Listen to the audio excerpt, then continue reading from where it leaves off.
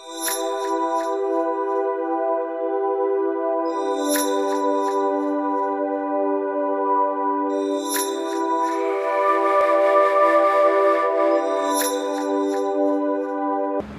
suis Madame Cécile Tshibanda Lepira.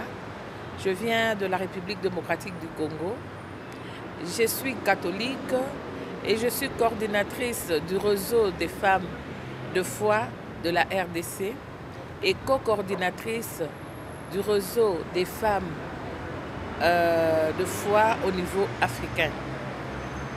Et je suis heureuse d'être dans cette consultation, d'autant plus que cette consultation nous concerne au plus haut niveau.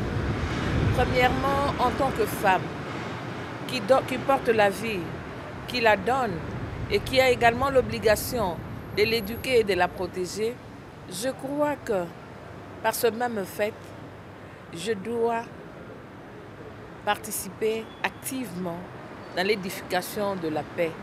Surtout que dans mon pays, la République démocratique du Congo, nous sommes un pays post-conflit.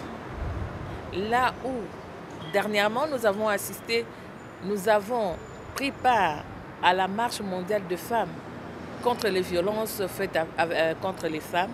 Et je crois que être femme et être actrice de la paix, c'est tout à fait légitime.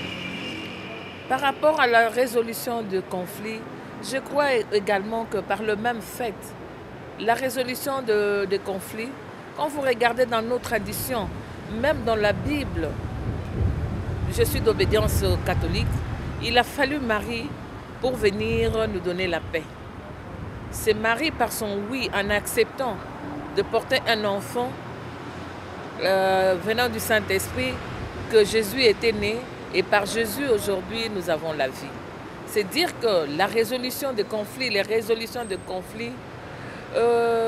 femmes, dans la résolution des conflits, les femmes doivent jouer un rôle très très important, si pas primordial, partout où elle est.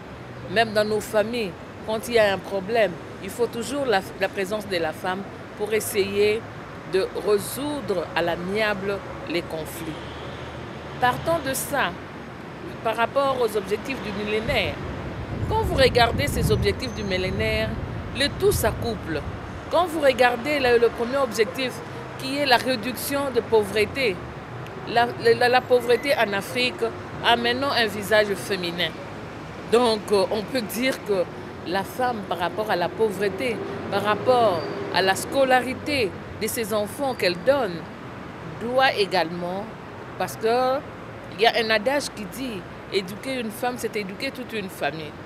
Et quand vous regardez par rapport à la santé, à la mortalité infantile, à la santé de la reproduction, à l'environnement, mais tout ça, l'actrice principale devrait être la femme. Et si je dois parler du rôle des leaders religieux, nous savons tous que les leaders religieux sont nos autorités morales.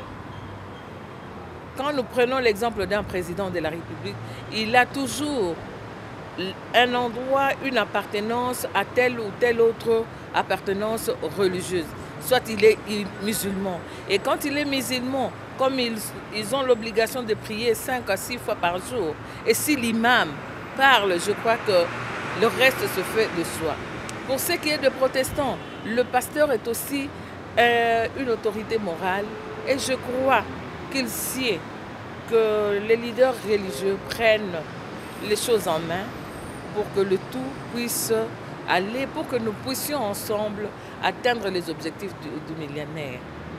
Voilà un peu ce que je peux dire par rapport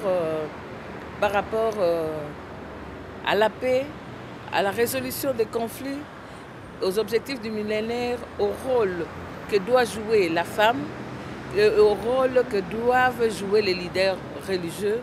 Et je pense que tous ensemble, nous pouvons. Et quand nous pouvons, nous pensons que notre rêve ne pourra devenir que réalité.